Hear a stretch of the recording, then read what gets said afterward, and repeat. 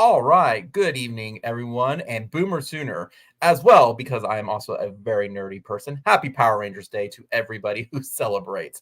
It's Wednesday, August 28th, week one of college football of the 2024 season, 8:01 on the dot. And tonight I'm joined by Swiggy and I'm joined by Gavin. Gentlemen, how are y'all doing tonight? Oh, doing pretty good. Although I gotta tell you, Josh, I gotta, suspend you for a game for what's going on. I gotta suspend you for one game because honestly, here's the thing: you have contacted me way too much, and you gotta be within the regulations, man. You gotta stay within the regulations.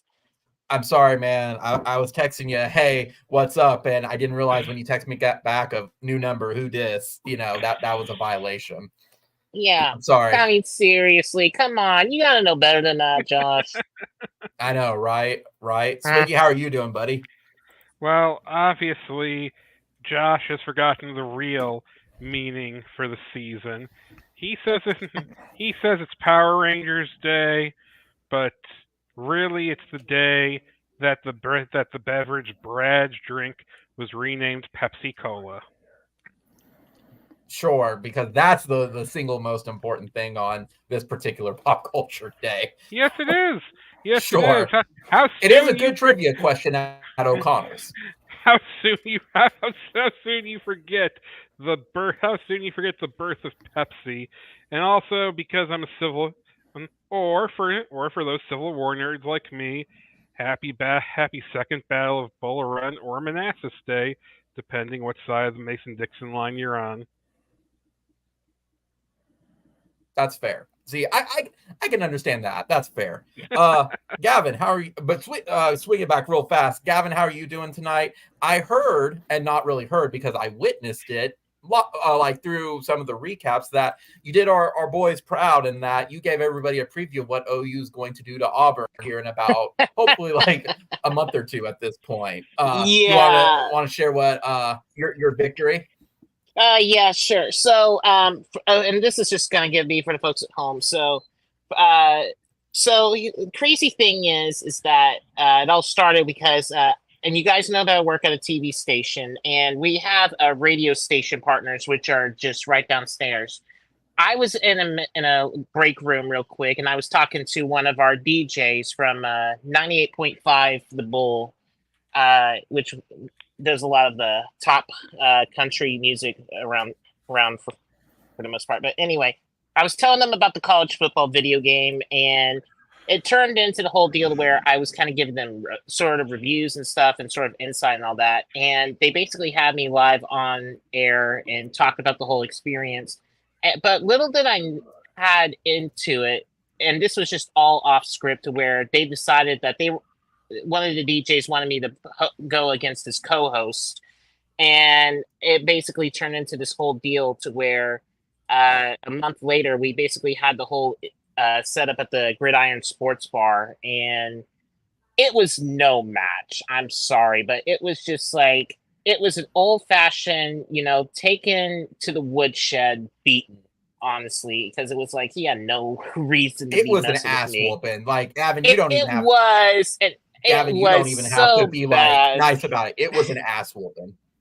Yeah, and what was so crazy about it too was that I actually had my whole family there too to witness the whole deal, and I had even my coworkers as well witnessing it. And it's like, man, there was no way.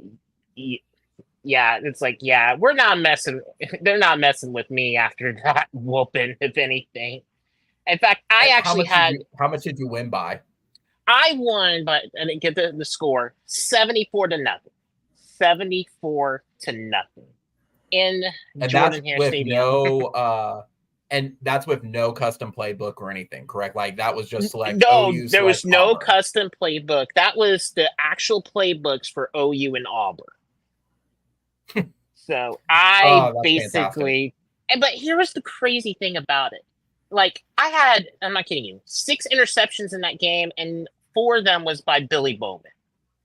And I think 3 of As per those were tradition. into pick sixes, and I put 50 points up at halftime. as per So, tradition. and it was like, here was the thing. It was already 48. Yeah. And what's crazy about it, it was already 48-0.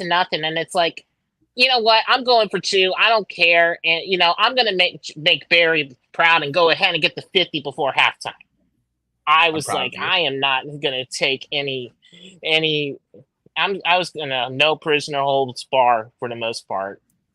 What did your opponent say after it was all said and done?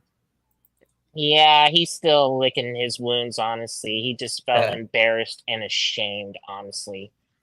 I mean, did you win anything from it besides bragging rights, by the way? Yeah, I actually won $100. Nice. I liked how on Facebook and on other social media, like how they actually made it like kind of a true production, like at the bar and everything. They went around asking like who's gonna win, and like people were really like entertained by it and everything. So like I really like that they went all out, and it wasn't just to just show up and just kind of have fun. Like it was a little more than that.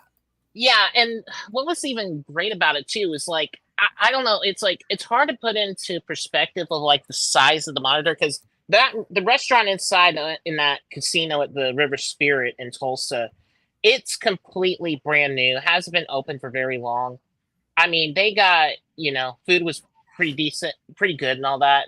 But yeah, the actual size of the monitor, it was like pretty big though. Like, I don't know. It's like, it was like maybe like a deal combined to like 4 or 5, it's probably about big 100-inch.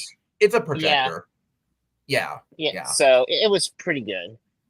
Nice. Well, congratulations, Gavin. I wanted to highlight that because I knew you were training for it for about, I want to say, well over 2 weeks. So, hey, it was more than 2 weeks. It was a little over a month.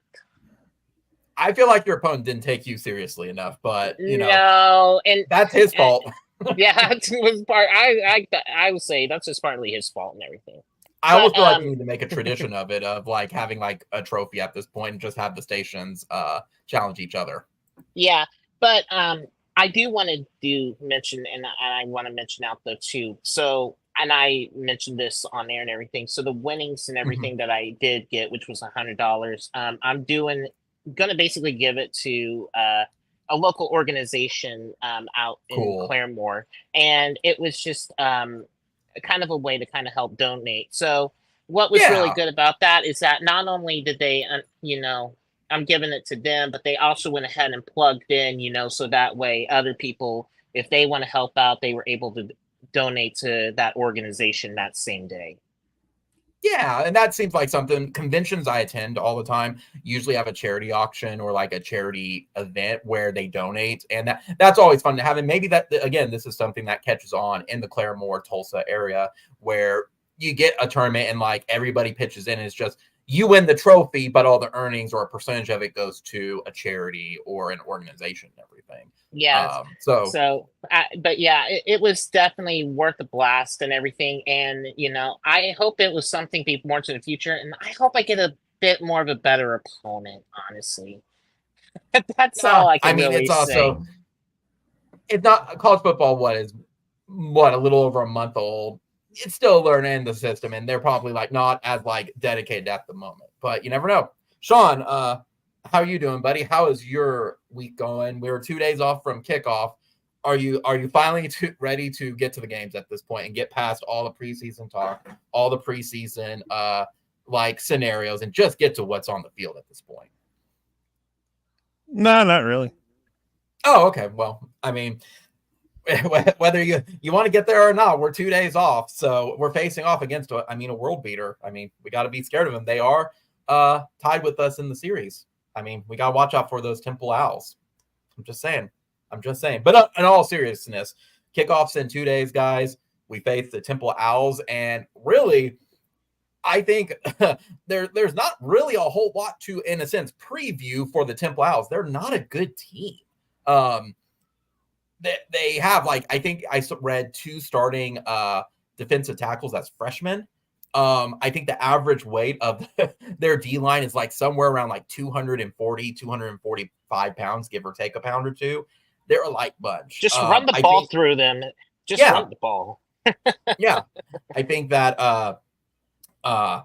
they were still trying to decide their quarterback like up to this week at this point. The point I'm getting at is Temple is our yearly sacrifice to Owen Field for a good football season at this point. And there's not really it's for them, they get a paycheck for it. And next year we get to travel to Philadelphia as the destination location for these type of games. I mean, we've had these games in the past, Kent State, Idaho State, name a couple of them at this point. We've had those games. I think for us, it's more where we at since fall camp, who's a little bit banged up, who are we going to get healthy by, say, earliest Tulane would be anything like to write home about with it, but more looking forward to Tennessee. Obviously, today they said Andrew Anthony will be playing today or on Friday. I don't know how many snaps or anything they're going to like get him into the game for or how much he's going to be targeted. On the flip side, Nick Anderson is going to be out. I think it's a hamstring injury that I read, and that they're just wanting to take precautions for it. And then a lot of the O-line is banged up. I think it's a little more than hurt at this point. Nothing to freak out about, but it's okay, if this was like a week one, a more serious opponent, we'd be a little more game planning for it. But luckily, it's just Temple at this point. But yeah, I mean, there's a lot they're going to go into it. They're really pushing Friday night for all the festivities. They announced some of the fan festival events that are happening, such as the concerts on Campus Corner going forward.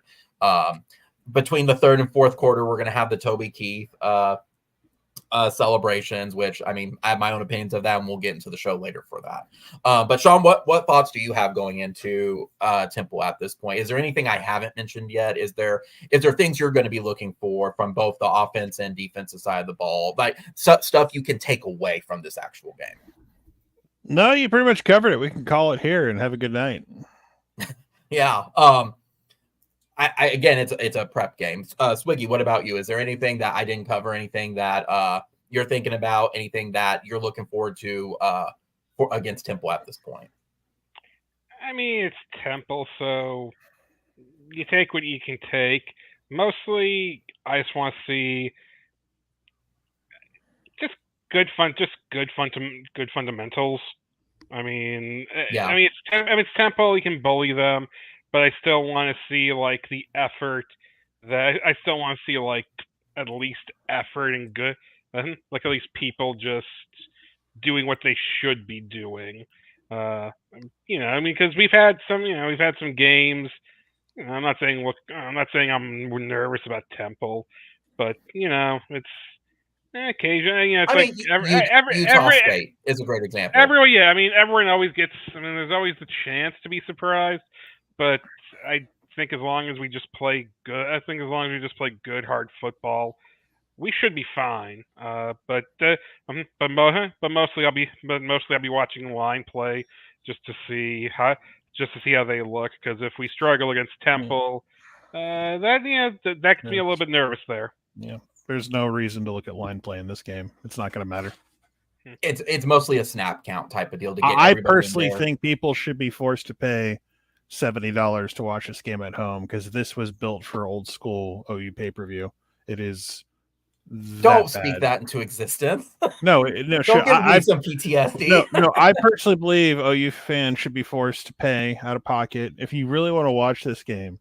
Like you should be forced to pay like $50-$60 because you are a sicko. You want to watch your team literally beat up a bunch of children, and. Yeah, it's a warm-up game. It's a typical confidence booster game, and I'm not going to be happy about anything until we have a potentially good performance on September 21st. That's going to be the first time I'll look at this team and go, "Okay, are we actually any good this year?" Yeah, because we're not going to get anything from Temple. Houston's gonna suck ass next week. Yeah. Houston. Yeah, I agree. It's like Tulane at least has players you've heard of before because they've gotten guys out of the portal, and they used to be coached by Willie Fritz. He'll be coaching. Mario Williams. Yeah, I said they used to be coached by Willie Fritz, but he'll be coaching Houston the week prior. And we have some folks who are trying to tell us they're like, trying to watch out for existence. Well, they're trying to say watch out for Tulane. It's like if I'm watching out for Tulane, then I'm basically throwing away the entire season at this point. Yeah. So this team is all about getting healthy, becoming 3-0, hosting Tennessee, and getting the real season started. Because the real non-conference matchup is Maine.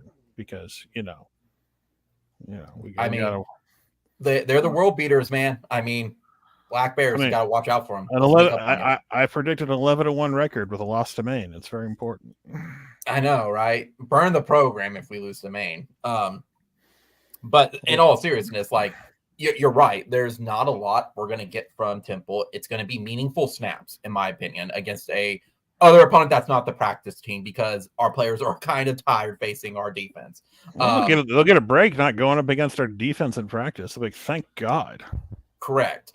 Houston, they'll get meaningful snaps again. You may get into the second and third string at this point. It is still a Power 5 opponent. It still will be a step up from Temple, but not by much. Tulane's Tulane, G5. It's what you said.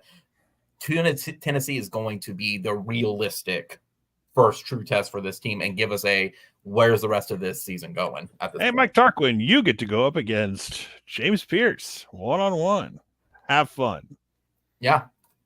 Gavin, is there anything you're looking forward to this Saturday? I mean, we pretty much covered like a whole lot, because really what it breaks down to is they're not good at running the ball. They're not good at pass, and any meaningful player kind of transferred out from Temple at this point. And I got to correct you. It's Friday, not Saturday, Josh. Friday. Yeah. Sorry, put me on probation. Yeah, you get more probation. You basically get suspended for 2 games now. Oh boy. Yeah, but no. The one thing I want to see, you guys mentioned this. The other thing I really want to see is I want to see how Jackson's Arnold's maturity and stuff, because that was the whole talking point throughout the whole deal and everything. It's like I want to see how much growth he was from the bowl game, because I know he's been doing really good, been hearing good stuff and everything, but I want to see how his decision making is going into the first game. I would actually like to see. I mean, it's like you guys made really good points, and I completely agree with them. But it's like I think my other point too is like I just want to see his decision making and how well he can actually read the coverages for the most part. I actually want to see how many rails of coke he could do the night before and still perform at a high level. That's kind of what I want to see. I think that's the challenge. Can he live up to the 1980s standard of like hookers and blow the night before and then still beating your opponent by 50? These are the important things that will make Oklahoma great again. So. Exactly. I mean, it just makes us SEC ready at this point. I mean, again, there's not really a whole lot like to talk about with Temple at this point. I think the only thing I agree with Swiggy, you brought up a great point, is really just shake the rust off. Get all the flags out if you can at this point. Shake off any rust. Look like the team you're supposed to look like. That would be the rule of thumb. Like, don't look like you're going to throw up on yourself like Utah State. Yeah, that's Why are you comparing them to Utah State? I'm just using that as an example where Utah State wasn't that good when we faced them, and that game was a lot closer than it was supposed to be. Utah State's better than Temple. I was playing. Well, that was like 2008. That game. 2010. 2010. Okay, 2010. Oh yeah, because I remember I wanted to leave that game at like halftime. Utah State's better than Temple. I mean, I wanted to leave that game at halftime too, Swiggy, but we couldn't have the nice things. Not at all.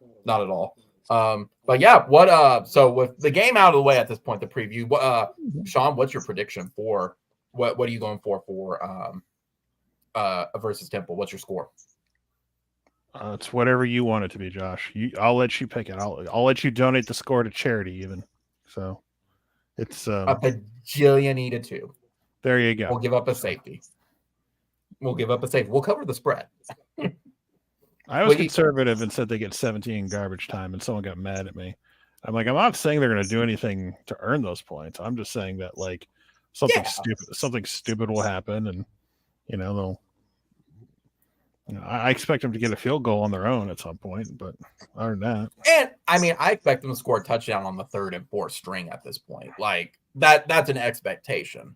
It's an indictment of Mr. Sears at defensive tackle. It's very and Champ McCowan like fumbling footballs after being handed off. It's not very nice, but yeah. Swiggy, what's your prediction? Yeah, I mean I can see it. I mean, I probably put us somewhere between 42, 49, and they'll probably have like 10. That's it? Wow. Yeah. You're really going more on the conservative side. That's I've gone crazy before. I'm choosing to be most of these I don't know what Jackson Arnold's going to be. So I mean, he'll be good. I just don't know. Like, if this was Jackson Arnold's second year, I knew what he was. I'd probably put it like over 50, but we'll see. Hey, we'll see. Who knows? And kind of depends how hard the coaching staff wants to go. So who knows? That's fair. Well, we'll see. I just feel like we'll be somewhere in there, but yeah. But I wouldn't be surprised if we got over 50. I'm just being conservative. So, Gavin, what's your final score? Oh, I would probably go on the lines of like 63, and then they probably give up like a touchdown in the fourth quarter, 63-7. 6-3-7. So we're all kind of in the same boat. It's going to be in the 40-50 range, and low end 7 to high end 17 at this point. So all he needs to do is take care of business, walk out with a W, and just prepare for, I guess, whatever Houston has in store at that point. But speaking of which, let's kind of recap to whatever it was week 0 was, because I didn't have a chance to watch the Florida State and Georgia Tech game, but boy, Georgia Tech surprised a lot of people. Georgia Tech is undefeated against teams in Ireland at this point. I want to say congratulations to Florida State for being the first team to hold outright 17th spot in the ACC. You stole that joke. You stole that joke from Twitter, so you should give it back. I did steal it from Twitter, but I don't care. All of Twitter is just one big stolen joke until we come up with the joke. Regardless, that is fair. But I mean, Swiggy, what happened? What happened with Florida State? Because I thought they had the best defensive line. Well, here's the thing. Georgia Tech always has a good offensive line, and Florida State wasn't able to get any push on them. And I think when we were talking about Florida State, a lot of people forgot who Florida State's quarterback coming into the season was going to be.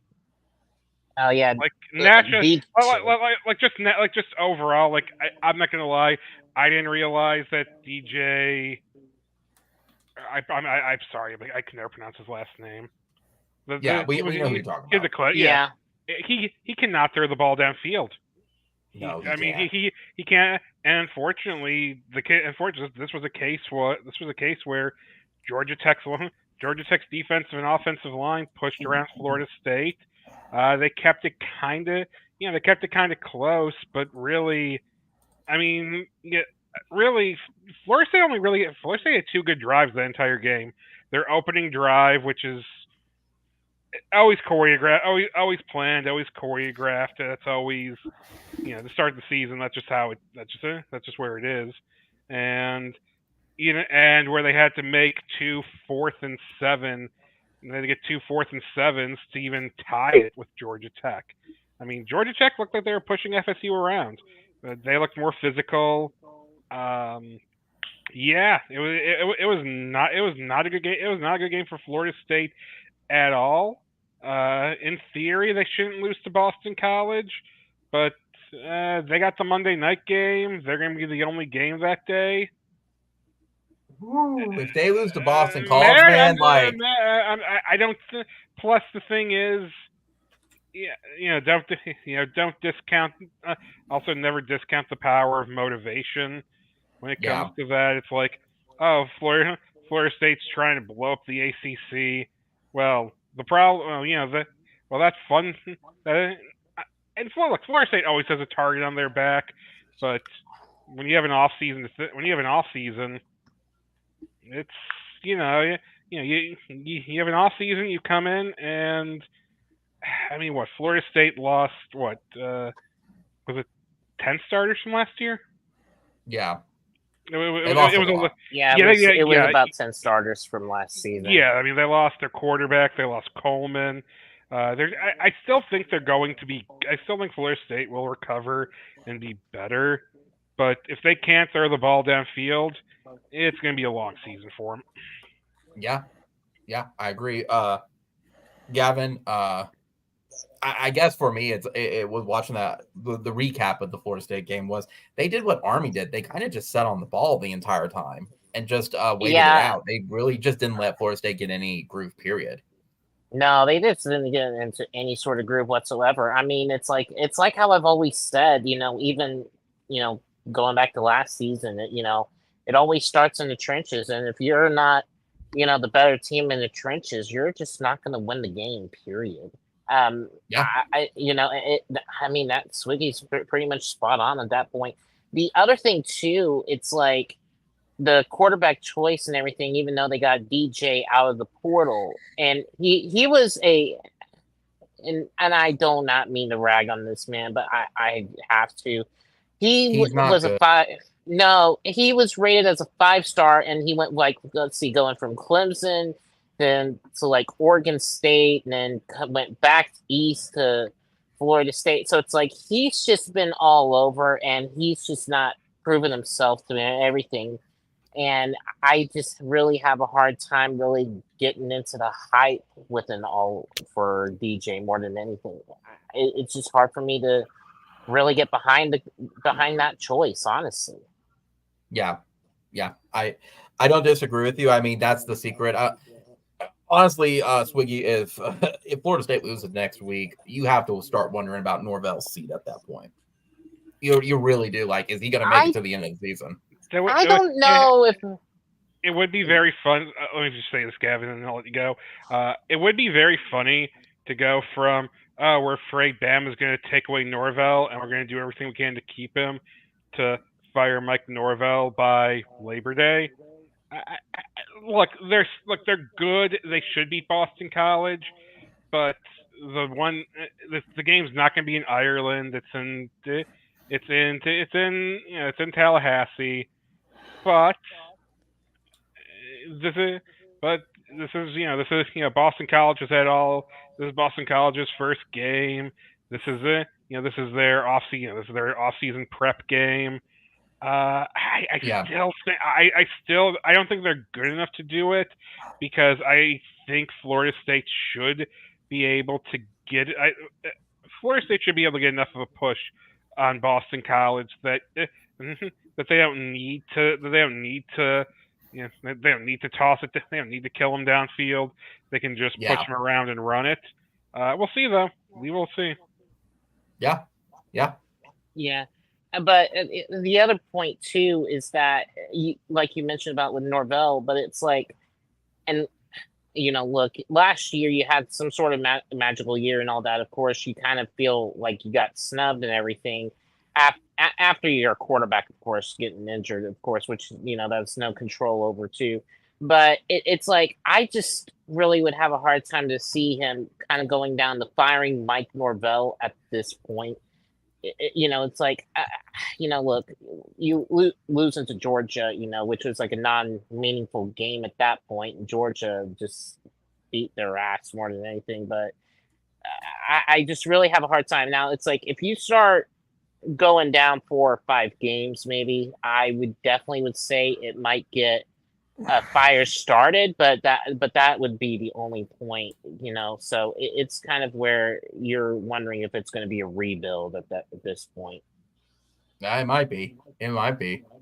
So I just think, if anything, it's like I don't want to say it's completely in that hot seat, but just I would give it 4 or 5 more games and then just kind of go from there. Yeah. Switching back to OU, Sean, I know you've gone over it a couple times on your channel and stuff for it, but was there anything that impressed you or anything that surprised you from the depth chart that was released as well?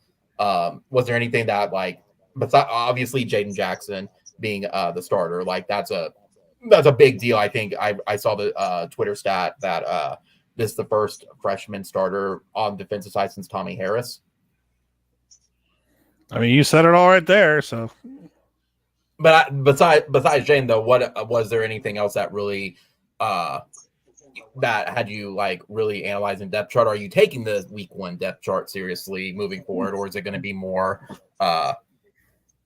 you're taking it week by week and not taking it seriously till it's Tennessee? yes. Yes. Okay. You give all the answers before I can say anything, so I'm like, yes. The answer is yes. Well, I figured you'd have something else besides the Jane Jackson stuff or anything on like the offensive When you side give of all the the ball. answers right away, it's like I just have to say yes and nod my head. That's all. That's pretty much That's it. fair. That's fair. But let me teach you a little trick. When they taught me at Dan Patrick, when you ask questions, don't double barrel, meaning don't ask 2 questions in one, which every reporter does because they're trying to steal a question when they don't have a turn. But Yeah. number 2, do not give anyone the answer they can just lean on for them. Never That's give fair. them like. It's like and if you ask them yes no questions, like if they'll be like they'll just say yes or no or something That's fair. else. That's fair. Open-ended questions force them to actually give an answer, or Okay, fine. or say no comment. Okay, I'll give you. I ain't trying to be a prick, but I'm just like, no, I know. No, well, it's also there's not too much to talk about because it's Temple, and there really wasn't surprises on the depth chart right now. There could be ones by Tennessee for it, but well, no, it's a weekly depth chart. Like everyone's like, oh my god, so and so is an or. It's like, this is based on like injuries at the moment, or certain guys are at certain places. So if anyone's like, why is David Stone so low? It's like, I don't care. David Stone's a true freshman. But Jaden Jackson's better than him. Like, maybe right now he is. So, yeah. I just like. And it could be on personnel basis too, with like what they have too. So people will throw in like, who is this player? I've never heard of before. It's probably a walk-on or somebody they like who's going to get a scholarship at some point. I know they added some rando D lineman last second. That's probably not going to play a meaningful snap anytime soon, but they have a warm body for the practice squad or something down the road. But what was that? The guy from New Mexico? Yeah. So I'm like, is he going to do anything? Like, no. You don't just join the squad right now. He's basically there to hold the line. Yeah, basically. We need you to stand right here and for practice. We need you to stand in this spot. That would be great. Thank you. How did he even transfer in like a week before? Like, I guess I caught none. I don't know. Of that. They needed a warm body to. It's like it's like Texas got themselves a random guy from the portal at running back, and some Texas fans are like, yeah, they went and got a guy from the portal. It's like, you realize you dumb motherfuckers, like that guy was in the portal since February. Nobody worth a damn wanted his ass. Yeah. And he just stayed in the portal. And yeah, we got to run it back in the portal. You got a warm body so you could run in practice, basically. So all your your remaining scholarship backs can take off the green jersey. Shit like that. So I literally saw people celebrating that on Twitter, like Sark accomplished something. No, he's desperate for a warm body so he can actually practice with more than 3 running backs. That's it. Yeah. So whenever I see shit like that, and I was like, okay, y'all have no idea what's up right now. No one is finding anybody in the portal. No one is finding anybody in the portal late August that's going to be a difference maker on their football team. So, yeah, I just thought that shit was hilarious. It's like, you've got to be kidding me. I mean, it's no different than I don't know if it was a joke or not, but it was mentioned on social media of the Texas using their linebackers as running backs or something like that. Like they're they had to because they were desperate. They needed warm bodies. And it's like, y'all okay down there?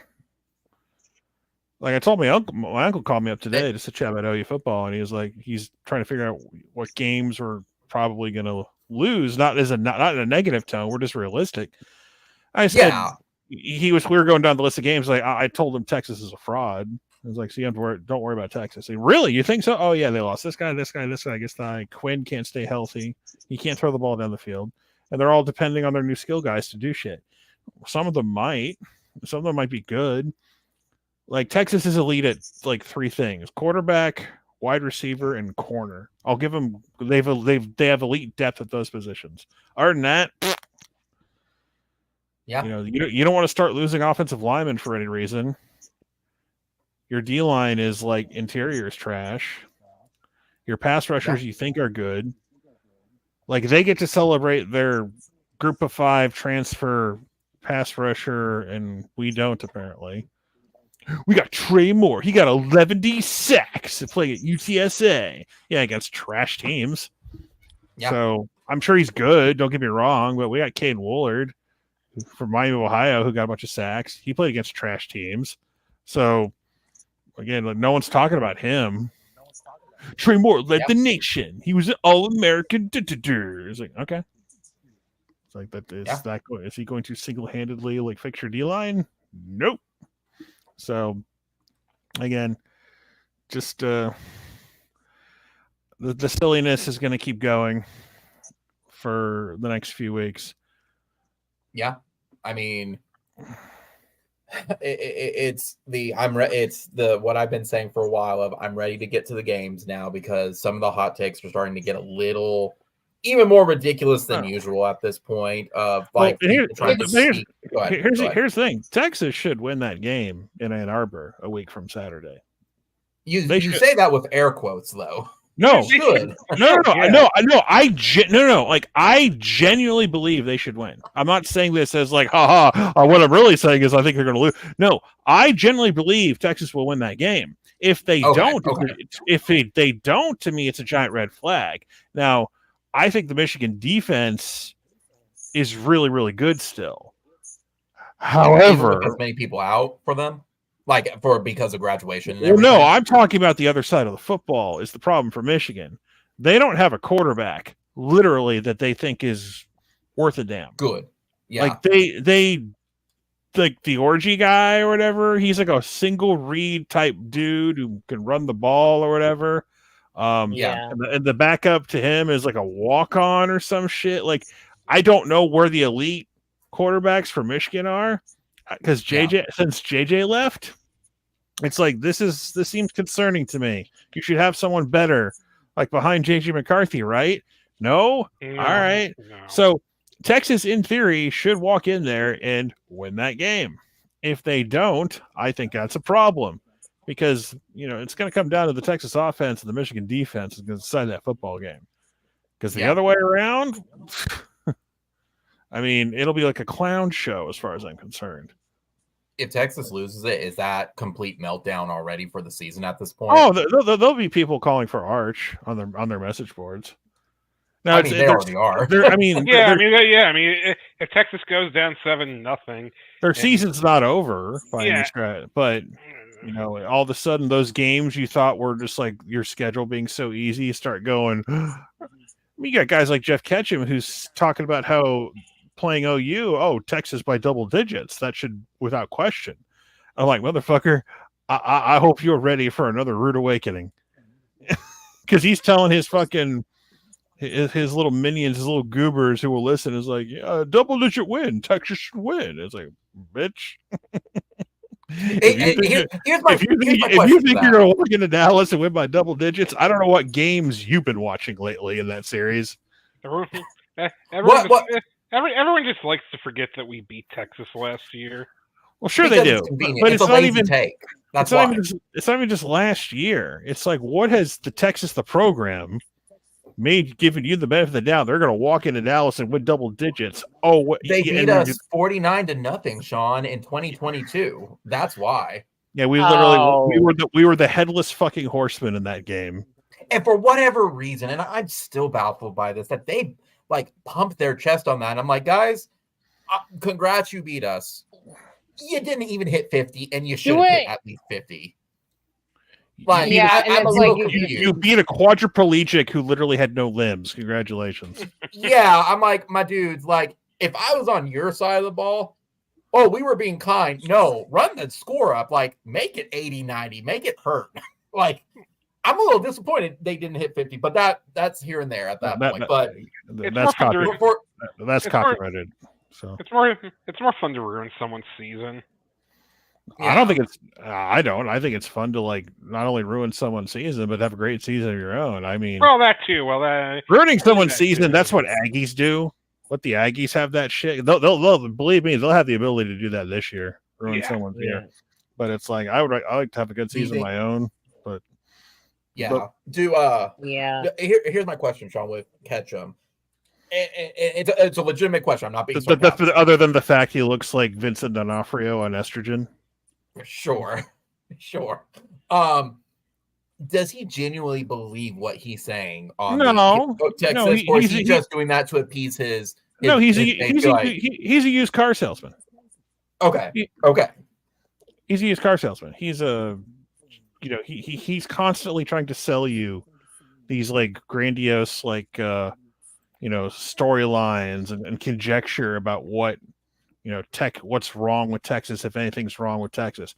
I spent basically 2 hours of my life I'll never get back listening to the excuses they made about not getting Michael Fasusi. Like, that was entertaining. That shit's always entertainment to me. I was shocked that they were convinced that he was going to commit all the way up to the signing. Like, my mind was blown on that. Well, everyone. I'll be honest, I don't follow recruiting anywhere near probably yourself or Gavin or Swiggy. Well, I try to keep up as much as I can. Well, anyone with a functioning penis knew that Michael Fasusi was like high on after he had his June visit. So it was. I think his mom even was like, outside of bags of money. Even his mom was like, "This is a good place." Like, well, you see, OU offered a bag of money, and Texas offered a fat-free Frogurt, and we all know how that turned out. And so, what flavor? Though? Yeah, let's say what flavor for? Yeah, what flavor for? Yeah, you gotta tell what flavor. Yeah, I don't know. Flavor? I don't know. It's an Animaniacs joke from the '90s, like so. And it's the Power Rangers parody episode, so you'll like that even more. That's fantastic. Today, it all comes back around. Here's a bag of money. I liked your song too. Here's a fat-free Frogurt. It's like one of my favorite Animaniacs jokes of all time. I actually used it for conference realignment one time on Twitter. It's like, here's a bag of money. It's like, I liked it too. It was like they handed the bag of money to the SEC, and then the ACC was the one who gets the fat-free Frogurt. They got something at least out of it, I guess. Yeah. So. Good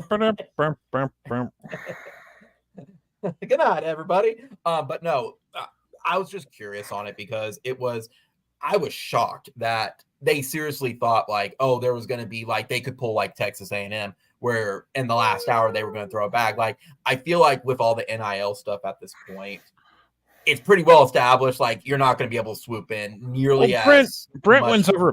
Brent is great at winning over parents.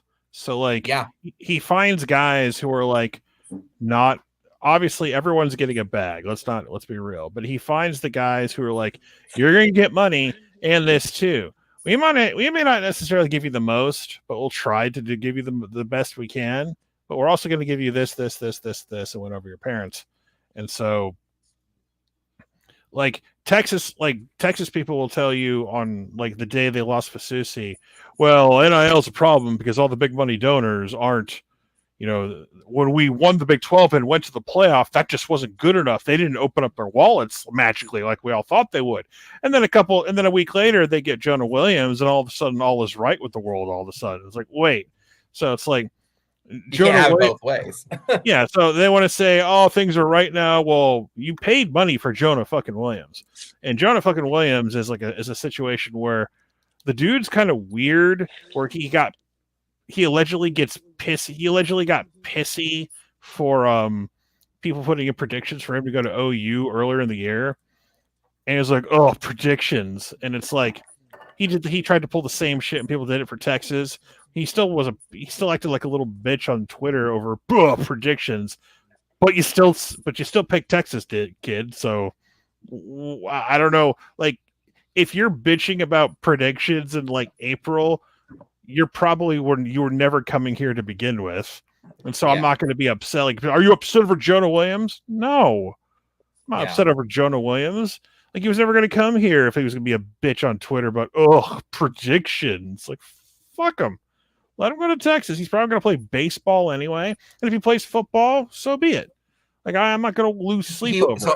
He was the guy that wanted to play both. Yeah, and from what I understand, he was trying to work a deal. He wanted to get separate deals for baseball and football. He didn't want like they're trying to give him like one. Yeah, he tried to get both, and it's like, they weren't having that game. So, end of the day, it's like I'm not worried about safety recruiting because the safety room is pretty loaded right now. Or whether they wanted him to play linebacker or however you feel, I'm just like, this season's going to help out recruiting a lot in the long term anyway. So I think I'm thinking of the right player.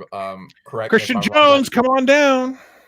Who does Hill think he is? Eddie Hinton? I'm going to play baseball. No, you're going to play football, and you're not going to double dip.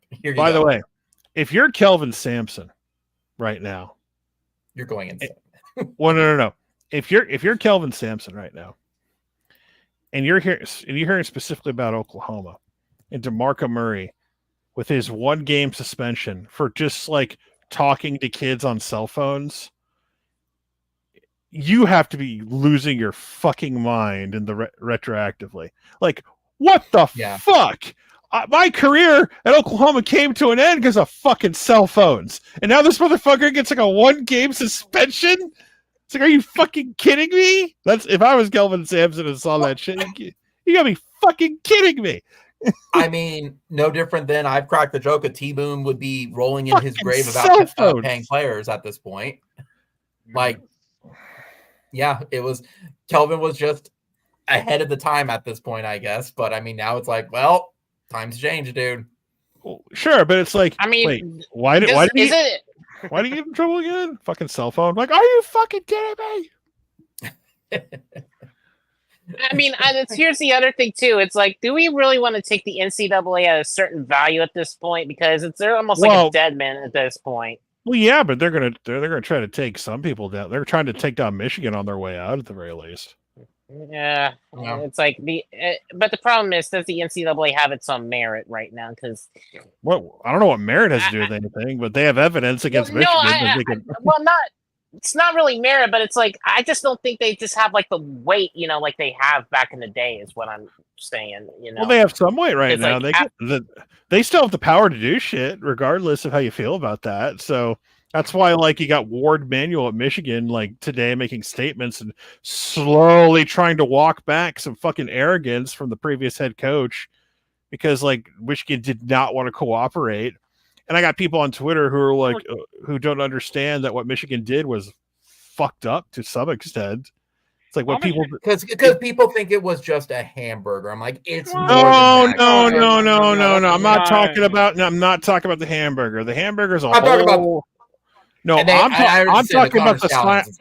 I'm talking about the sign stealing like mafia they would send to games on the rig, and people can't comprehend.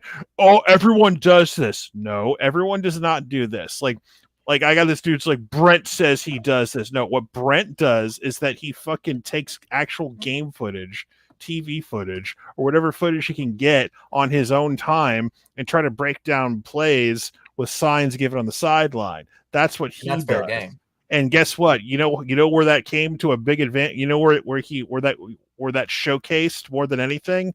First couple plays against Texas last year, Gentry Williams picks off a pass. Yeah. So to start off the game, that's where that shit comes from. What Michigan did, what Connor Stallions did, they bought a shit ton of tickets at very specific places to scout in person, which is on black and white paper illegal. That's what people have trouble comprehending. That part is illegal. And let me tell you something. If I could give Brent Venables 4K video on my iPhone fucking 37 or whatever the fuck is out right now, and like just zoom in on zoom in on the sideline I'm looking for, get all their signs, correlate it with plays. Well, they change, like some people don't change up their stuff all the time. It says everyone changes their plays. Yeah. No, they don't. People are fucking lazy.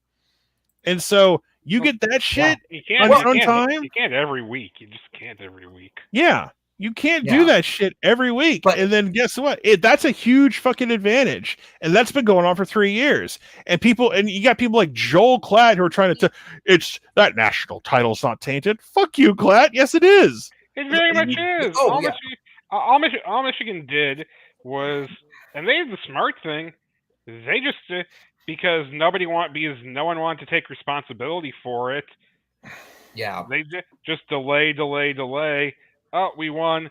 Banners fly forever, and we'll yeah. Tell that to the Fab Five in the early '90s.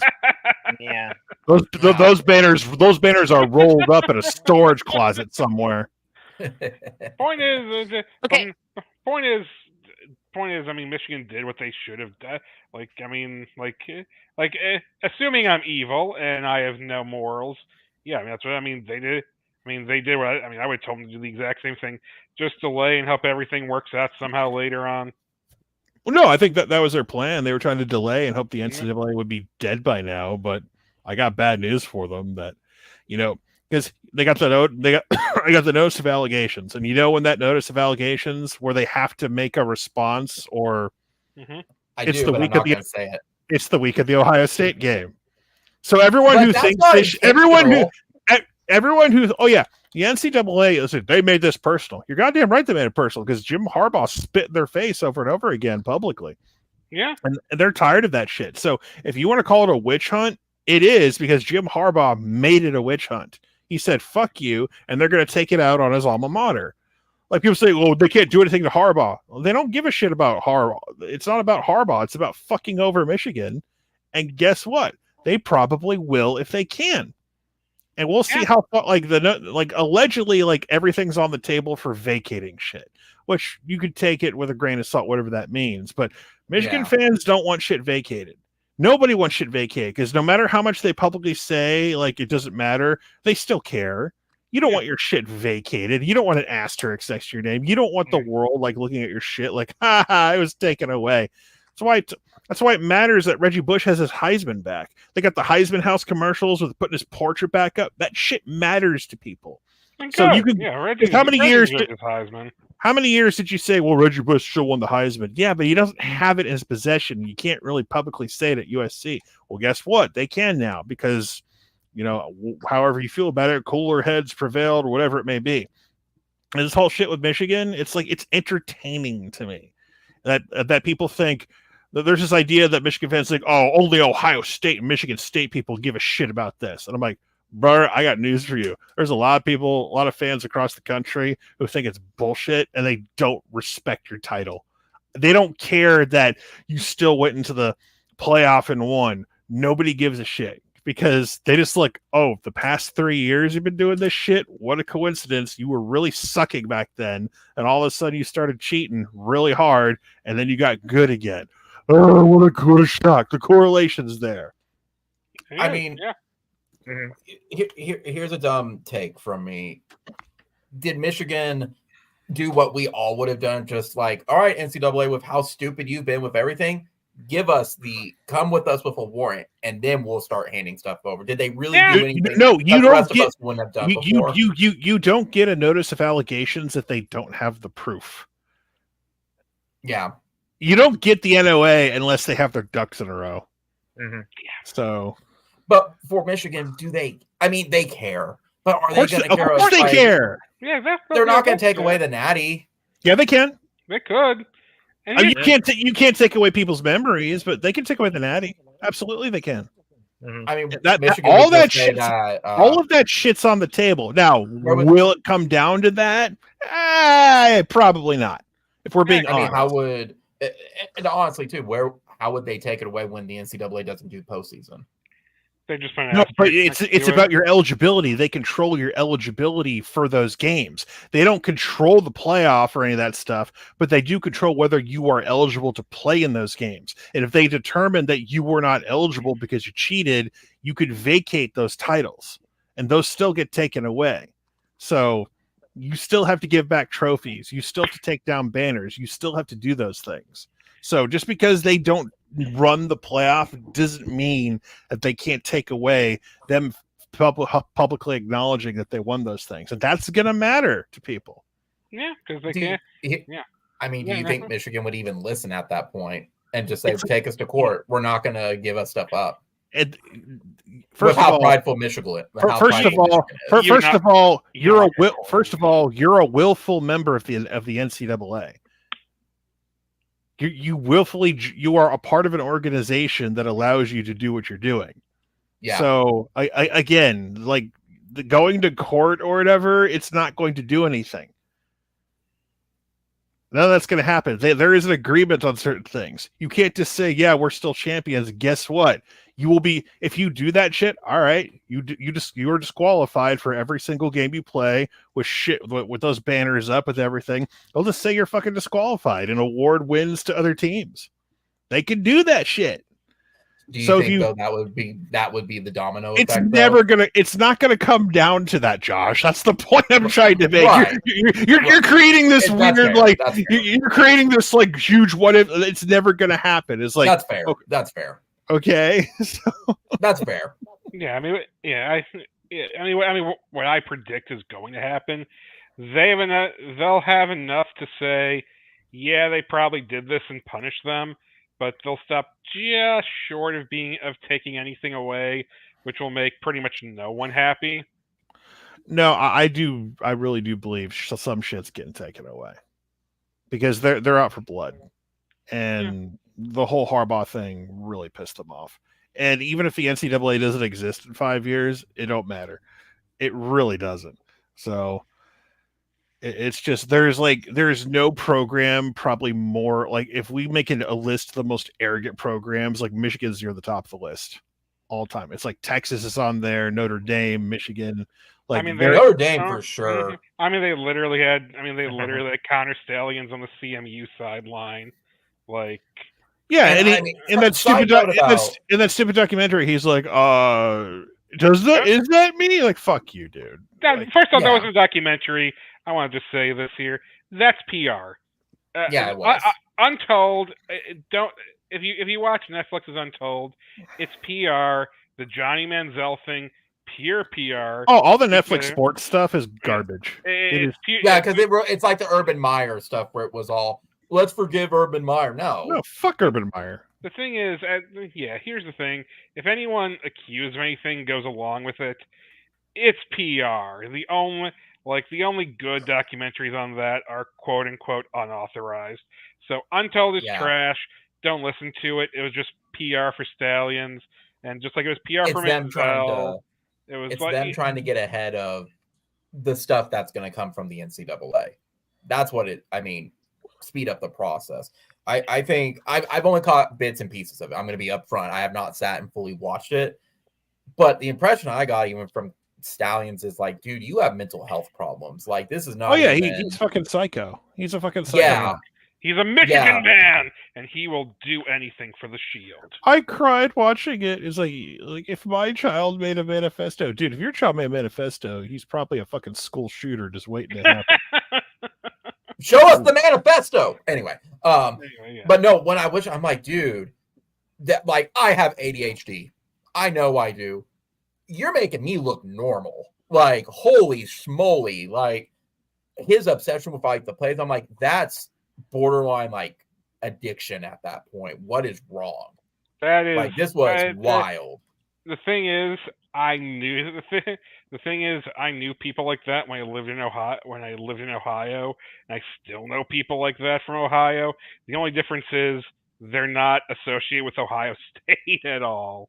Like, they're associated with crack cocaine. I mean, what? There are people who if they can claim any kind of honor on a championship or anything like that, they'll do it. For as crazy as Texas is, Ohio and Michigan are just as crazy. They're just a little quieter about their crazy. I would throw in, it's been gradual with me for it, but I throw Notre Dame in at that point too, where it's y'all are sniffing y'all's farts at this point, and like, bros, there's some stuff like, okay, like let's bring everybody back down to earth at this point. I get more annoyed at the Notre Dame takes anymore than I do Michigan or Ohio State at this point, or even USC, and that takes a lot for me.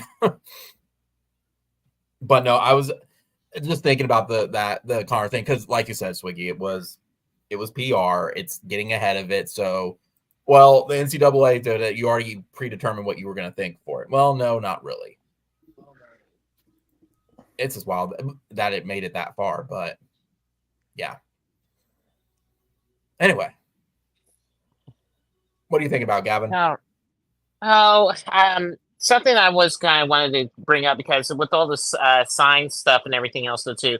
One of the new rules that we actually had for this year was the fact that we're actually going to be having like basically sort of similar to NFL rules now, to where we have the NFL, not the NFL, but like helmet communications, with the coaches and everything else, though, too. I wanted to get your guys' thoughts on all of that and everything, and let's see what you think about that, along with the 2-minute warning. What are you guys thinking about that?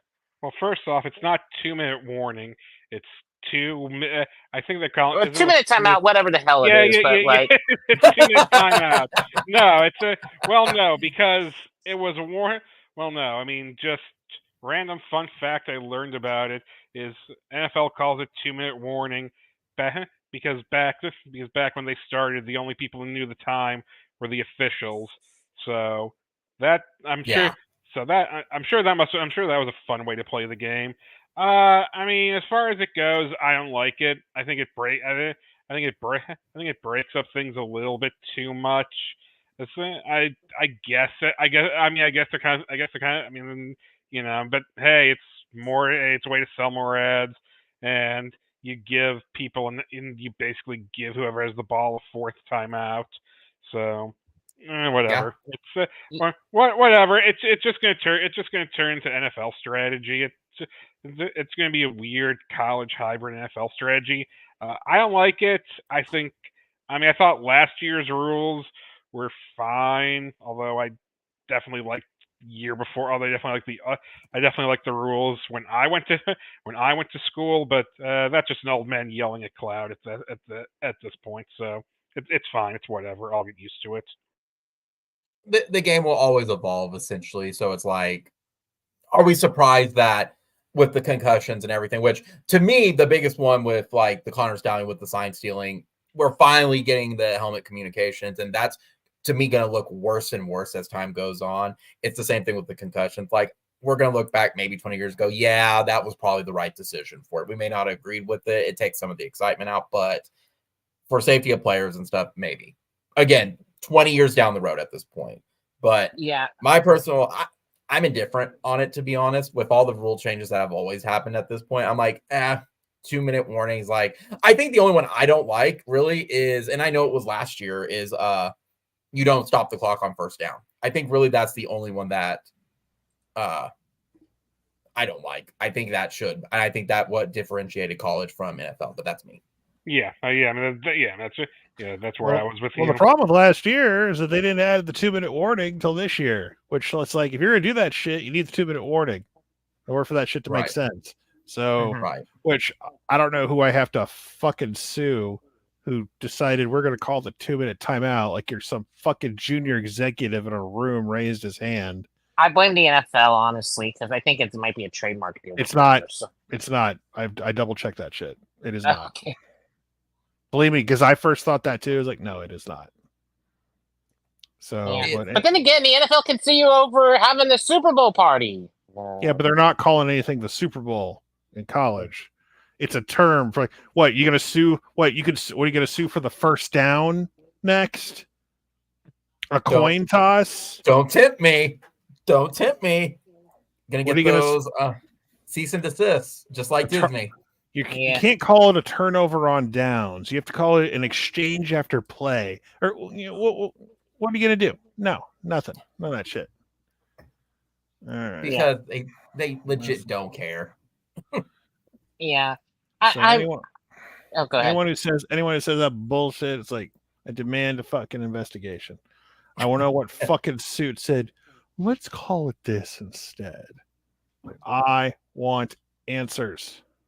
They want to stay. They want to have their legacy in college football. I was the one who came up with the name.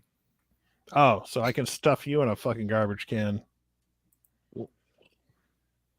Not me. Yeah. I mean, honestly, like, yeah, like I will say this, like I don't have a problem with the like NFL communication style with the players and all that because it's like, I have Long overdue. no problem with that. Oh no, yeah, no, I mean, really don't. I have no objections to that or anything. I think the problem is it's like I'm with Swiggy. It's just basically like the 2-minute timeout stuff and everything. It's basically when you're in a game time situation, it's like it's basically making it more NFL-esque, if anything, and it just kind of takes away from the college game feel itself. Where you have to keep yourself churning. It just kind of. Well, you still have stoppage of time under 2 minutes for the first down, so it's not like that's going away. Yeah. Well, that's a fair point. I don't mind them getting rid of that, but they had to add the 2-minute warning because game as much as I love college football, games are fucking taking forever. And they are now anyway. Well, no, but dude, do you know how long, dude? Georgia Tech and Florida State had 7 possessions each. That's low. That's a low fucking number. Yeah, but Georgia Tech sat on the ball too. I understand that. I understand that, but that was like, holy shit, 7 possessions. That's kind of crazy. But no, games were taking forever. And are they shoving more commercials in? Of course they are. It's a fucking multi-billion-dollar business. Of course they're gonna fucking put more commercials in. So you better love the Fansville ad commercials, which is a fucking curse as far as I'm concerned. If you're a fucking college football player getting an NIL to do Fansville, you might as well be cursed. And guess who's next? Quinn. So good luck, Quinn. Because everyone who's shown up on that thing has had something bad happen on some level. I think they're the only one that's got enough said. No. Wait, DJU was in it already? He was the very first one. Wow. He was the very first one to do it. Now he didn't have like an acting role. He was just like a guy on a screen or something, but he was there. Wow, I thought it was Caleb Williams. The new honestly, Sports Illustrated curse. Caleb Williams. No, Caleb was 2. He was number 2. Bryce Young. I was talking about the Fansville stuff. Is what I thought you were talking about. Yeah. Bryce Young was on it, and they're my family now. CJ, which was like the best one, but still. Bryce Young, didn't make the playoff, 2 losses. Alabama lost to Tennessee for the first time since 2006. Yeah. Bad things happen to Alabama. So if you're a player that's on Fansville so far, your aftermath, it's not very good. Clemson didn't have a great year when DJU was there. Caleb went 7-5. You just hate to see it. Which, I mean, speaking of USC, are you looking forward to the ass whooping they're going to get from LSU? I don't know who's going to give it. I don't know who's going to give an ass whooping in that game. Both teams are destined to lose that game, as far as I'm concerned. Is it because you hate both teams? Well, I hate both teams, but like they have shitty defenses, and they're replacing a lot of important players. And so, I don't know. Just end of the day, whoever wins, I don't care who wins, honestly. It's going to be a scorcher in the desert for all I care. Well, it's going to be indoors, so. It's still going to be in the desert nonetheless, and it's going to be scorching. So I still get it. I mean, it's going to be indoors, so it's like at night. So. Yeah. No, like I said, I was again just mostly curious on it as well. Like I expect LSU to win by 3 touchdowns, to be honest, but it's just because. Yeah, I don't expect them to win by 3 touchdowns. I don't expect USC's quarterback. I mean, Miller Moss isn't going to be the issue for USC. That's not the problem. It's the other side of the football. Like USC's still got skill guys that are worth a shit, but their offensive line and their entire defense. It's like, yeah, about that. Who's your head coach again? Right, that's what I thought. So I think it'll be a fucking shootout of bullshit proportions, and we'll see what happens. It'll be entertaining.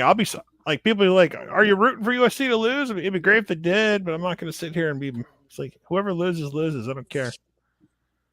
Aren't you supposed to root for the SEC? Nah, I didn't get that memo. None of us got that memo. I root for whatever benefits me in the moment. If USC winning is going to benefit me, cool. USC can win. But none of those. Whoever wins or loses isn't going to do anything. Exactly. Anyone. Yeah. You're not going to whatever. Well, there's 12 playoff spots up for grabs, so I highly doubt that game is going to come down to whether we make it or not. Considering we play one of those teams. Yeah. I mean, it's still going to be wild. I mean, and you mentioned it. I mean, I think you've talked about it ad nauseum at this point, even on your channel, Sean. But is there anything to add to like your season predictions or anything? I just hope everyone has fun. I don't know. There's nothing else to talk about at this point. I would love for a few people to have to eat shit and pull some receipts for certain things. Yeah. Like the most magical, obviously, winning 10 games and just like saying fuck you to everybody and making the playoff would be really great. I think that's an achievable goal. It's a difficult one, but it's achievable. Yeah. Like the ultimate goal would be just winning the SEC, and I will never. And if that happens for whatever reason, you will never hear the end from me. Oh God, you will never hear the end from me. Remember we were told you can't walk in the SEC and do shit, and then we won the SEC, walked in and won it.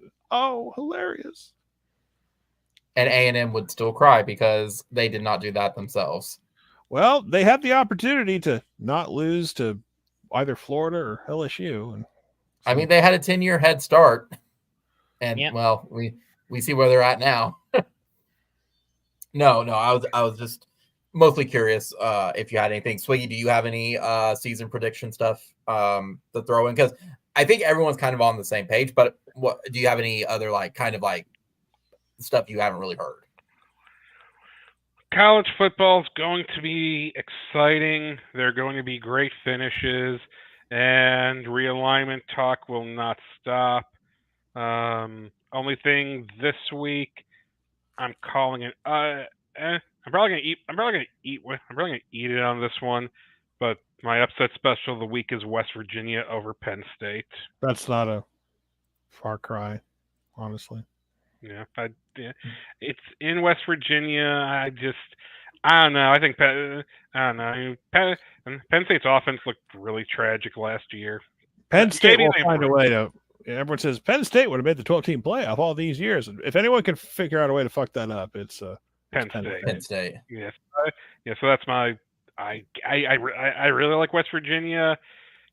Could I mean if I eat it, I eat it. But that's like the one game that's screaming to me. If a top team's going to go down, I think it's going to be Penn State.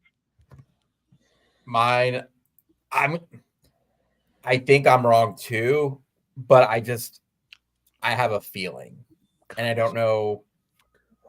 I can't describe it. I think the upset's going to be South Dakota State over Oklahoma State. And I'm not even saying that's a spicy take. It's the most Oklahoma State thing to do is to lose to South Dakota State and then win the conference. I think that's going to be the upset this weekend. I think Oklahoma State's overlooking South Dakota State, and I think the weather will play a factor against Oklahoma State. That's me. Yeah. Again, I will openly say I will probably be wrong. That's not even me defending my position. Well, I think that was the most likely. Well, and the other thing too to put on another note on this is that they are the defending FCS champs as well. And that's why. That's why I say I feel like it's going to be a fight. Well, listen, Ollie Gordon has at least 2 more days to get rested for another DUI. It's very possible. And it's true. Oh, and give him another 100 carries to run the ball. Yeah, that's true too. That'll learn him. God, I hate Gundy. Anyway, but no, it's again. I can see Oklahoma State easily winning it, but I just have a feeling it's going to be a lot closer than what a lot of people expect from it. That's just me, though. Gavin, what's your upset? Potentially. Oh man. Honestly, with these first week games, I don't really have an upset at this point. Honestly, I don't think. Then there's what gonna game be do you think is any going to major be? upsets? Then what game do you think is going to be closer than what you think? I'll put it that way. I mean, I will say this. I'm gonna go back to where I think OSU and South Dakota State will be closer than what people are going to be thinking. I think it's going to be like a 7-point win for the Pogues. That's kind of where I'm looking at, like a 7-point win. I mean, the spread's 10, or the spread's 10 points, isn't it? I think it is, yes, but I just think it's just going to be either it's going to be a 1-possession game. I think it's going to be just by a touchdown. What about A&M and Notre Dame? Honestly, I mean, I'm at this point to where like I think both teams are so overrated though at this point. Like I think A&M's going to probably, and they should win this game because Notre Dame's just overrated at that point where A&M should be able to blow them out. That's fair. That's fair. I think Notre Dame. I think here's the thing: Notre Dame is probably one of the most overrated programs that they've had, and that the problem is they have held on to so much of. Oh, we are basically the golden child of college football. It's like, are you kidding me? You guys haven't won a title since what, 88? And you try to basically be this top dog and everything. But yeah, we had all this. Like, no, I'm sorry. You guys have been so overhyped and overrated. And even when you did get to the college football playoff and everything and the national championship, you got your ass beaten by Alabama twice. Yeah. Sorry. Fuck Jesus. So, honestly, like, seriously, just do not go with Notre Dame or anything. I mean, if you got the less meaningful games, yeah, but like these sort of games, no. I'm sorry. Hail Satan. Oh, no, I'm not saying I'm not trying to say I'm sorry, but it's like I feel bad, but it's like I pity the fool who basically is still holding on to the Notre Dame. That's all I'm saying. And just a fun reminder for the two people out there who care about the Big 12. A lot of Big 12 games on ESPN Plus this year. So if you have it, start try logging in tonight to be sure you're ready. Because just looking ahead. Yeah, I mean, just looking ahead. If you do care, it's I mean, great respect for number 12. I mean, number 12 Utah. I mean, they're playing Southern Utah, but that's on ESPN Plus. Yeah. So, that's gonna be that's gonna be depressing this year for the Big 12. Like more than for them.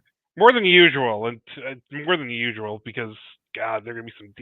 That's depressing. Anyway, sucks for them. It does. I mean, yeah. I think we covered mostly every topic for this week. Sean, any final thoughts? Anything going into week 1?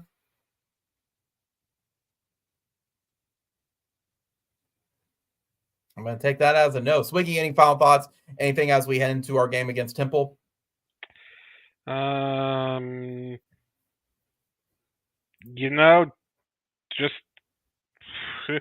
don't. Just take out the Owls. Yep. Gavin, final thoughts this week going into week 1? Wait. You tell me it's owl hunting season? It's owl hunting season. Well, this week, this 1 week is owl hunting season. Then we got some cougar hunting season. Then we're gonna try and stop floodwaters. It's the whole thing. Oh, great! We got to build. Oh, great! We got to do some hunting, and then we got to build a dam to protect it. Yep. Yeah. Alrighty. Okay. All right, and we'll have to make sure we do that before all the volunteers go up, and that's why we need that dam built. Exactly. All Other right. than that, guys, Nah, really, I'm good. go ahead. Okay. Well, really, that we've covered everything. So I want to thank everybody for No, joining I have to tonight. go. Be sure to comment, rate, subscribe, like, hit the notification bell so you know when there's channel updates. Additionally, be sure to check out some of my previous videos and live streams as it helps bump the channel numbers up, as well as help the video algorithms in the search bar in our videos. Additionally, be sure to take a look at the comment box. That's going to be my upload schedule for like this next couple days and what videos I have planned, as well as be sure in there in the link. I participated in helping out with Extra Life. We still are looking for donations to help out the Children's Hospital. So if you're generous and feeling willing, be sure to click the link below. Our next live stream will probably either be Saturday, Sunday, or Monday because of how weird the Labor Day weekend is. I don't have an exact time for it yet, but once I do, y'all will see the live stream with it well in advance, time in advance for it. As a reminder, guys, we also hold post-game videos either on the occasional Sunday or Monday, and our previews on Wednesday or Thursday based on my schedule and based on everybody else whenever they're able to get on. Otherwise, finally, don't forget to wear your colors for Friday because it is College Colors Day on Friday. Wear your crimson. No. Yes, wear your crimson. Fuck. Alrighty. Wear it. Wear it. That is not wearing a it. request. That's not a request. So, Boomer Sooner, guys, there's only one. Let's go beat up on Temple, and I'll see everyone on the next live stream. Later.